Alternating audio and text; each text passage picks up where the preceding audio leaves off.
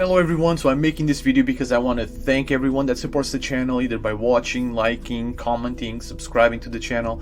Thank you all for the support, the feedback I get. It serves as fuel, as encouragement, and even though I don't normally appear on camera or don't use my own voice, and even though I believe that the message is what matters the most, I'm also aware of the importance of listening to a real voice and seeing a real person. Like, it makes it more personal, and in a way it serves as an assurance that the intention behind the channel and behind the videos is genuine and not just someone trying to capitalize or who is being guided by greedy reasons. Like, rest assured that my passion for typology and MBTI is very real. I'm not MBTI certified or have any credentials to show to back up any of the information, but what I do have is an unwavering curiosity and a genuine desire for understanding, mostly because I feel like I've never been really understood throughout my life. But enough about me. So what is this life protocol channel about? What is it supposed to be? What's the mission? What is the end goal? And the premise is very simple,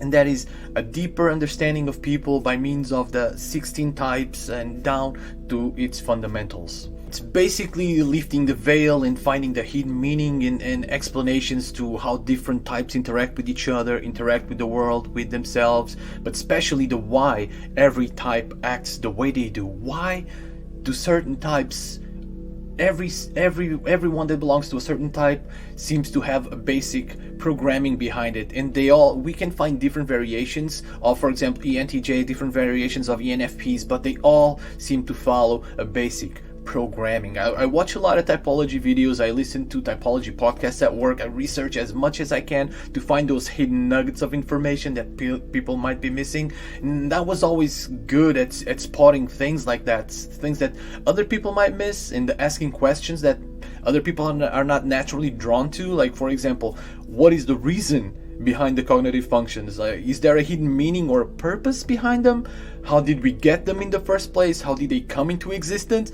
Did they evolve throughout time? Did the early man or caveman had all 8 functions, or did they just develop throughout time as people evolved and the new and more sophisticated way of thinking became necessary? For me, it's very easy to notice that TE, extroverted thinking, that this function was brought about or evolved or pushed its way to the forefront, to the dominant position just in recent times. The Industrial Revolution, for example, might have had something to do with it. Mass production, efficiency, speed became absolutely paramount, and TI, introverted thinking, completely fell out of favor.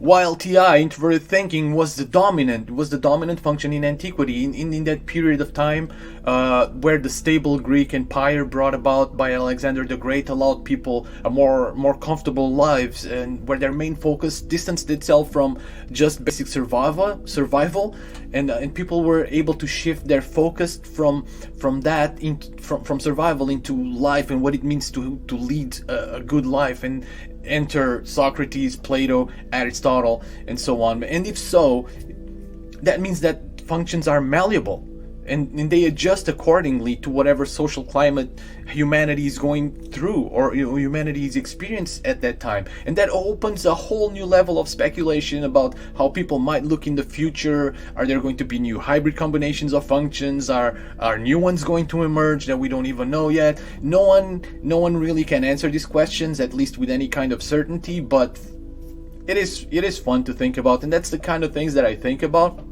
And to be honest, no one seems to be talking about this.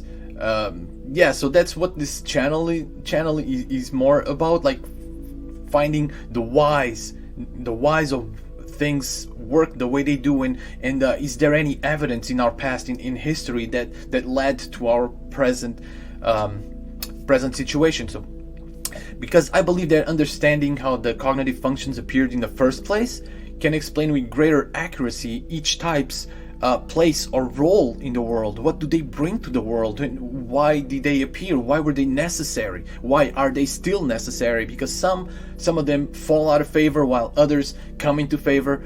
Anyway, I noticed that throughout history, like incompatibility. And if you are a sensitive person, what I'm going to talk about now, it might seem a little bit controversial and maybe a tiny bit, maybe a little bit disturbing, but I'm gonna say it anyway.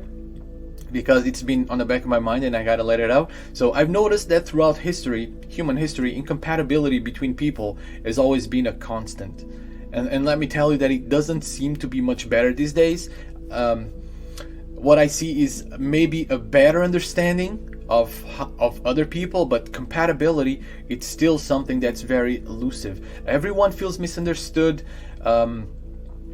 Everyone feels the other person is wrong, and bonds kind of start to waver as connections get deeper, because people start finding the faults and the differences between each other.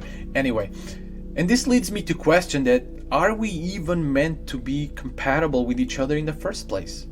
Or are we just cogs in this human machine, each type filling a role or a service to the whole, with the purpose of driving society forward, and not specifically focused on people's personal happiness? Maybe if we accept the fact that we are not meant to be compatible, maybe we can move to other ways of dealing with each other. Maybe we need a rude awakening, so we shift our focus from trying to find our personal happiness and trying to understand our fellow humans better, therefore achieving understanding ourselves. So and through understanding, we can finally find that elusive happiness.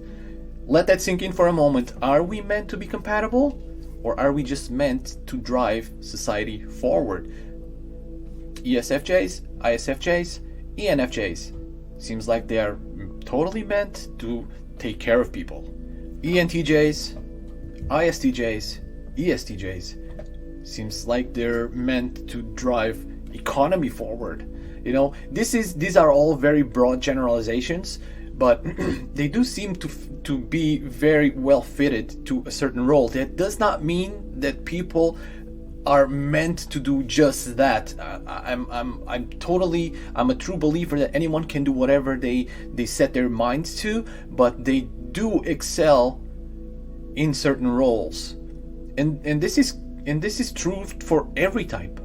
And this is basically the reasoning behind the channel. These are the types of videos I'm trying to add to what I've already been doing, provided that I have the time, which is the reason behind the dreadful robot voice. I don't like to use the robot voice. It pains me that the message gets somewhat tainted, and I apologize and thank everyone that sits through it. It's something that I want to change in the future. I really do. I'm not just saying it. But right now, my obligations are very time consuming. I do everything part-time, Monday through Thursday, like 1 to 2 hours after work. And the robot voice makes it possible for me to put out 4 videos every 2 weeks instead of just 1. I'm not complaining. This is a labor of love, and in a way kind of in a selfish work, in the sense that I do find meaning, I do find excitement and purpose by sharing my thoughts and be heard by like-minded people, which I was never able to do before. That's why I'm very grateful to everyone that tunes in and listens with attentive ears. So thank you so much for your support. Thank you so much for watching, and I'll see you on the next video. If you liked the video, please consider leaving a like and subscribing. That will allow us to keep making more videos like this. For more related content, please click on one of the suggested videos. Thank you for watching.